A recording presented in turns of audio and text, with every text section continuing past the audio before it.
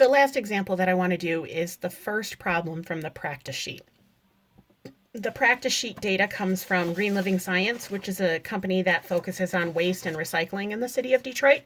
Those data, or the data that you'll see there, is a couple years old, but it's still going to be a good place for us to use proportional reasoning. I also want to point out that because it's real data, it's not nearly as easy to make a table. The amount of curbside trash bins increased 29,828 over 5 years. If this trend continues, how many trash bins will there be in 11 years? I would not recommend making a table. I'm telling you now, the numbers are not going to be easy enough.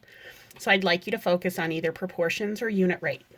So if I look at proportions, I'm looking at how many bins over how many years.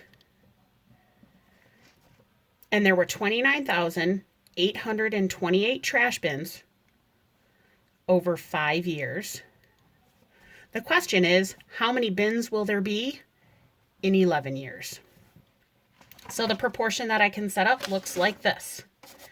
Again, if we're going to solve this by cross multiplying, I need to multiply 29,828 by 11. That's 328,108. And then I need to multiply 5 times x, which is again 5x. I'm going to solve by dividing by 5.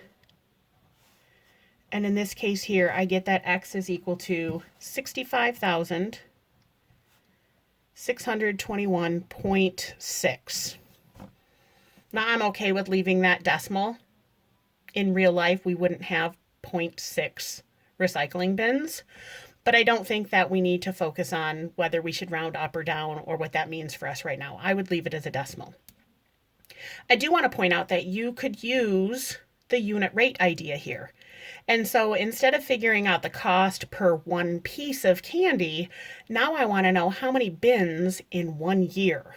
So I'm still looking at the rate bins per year.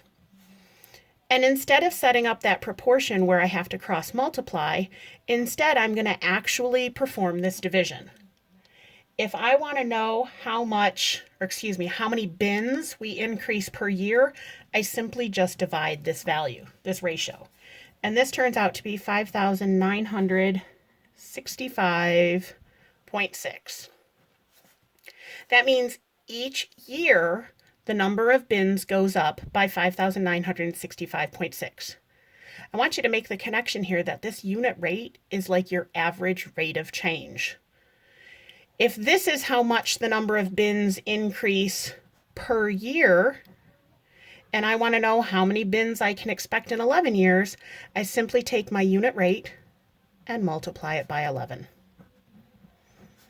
I end up with the same 65,621.6.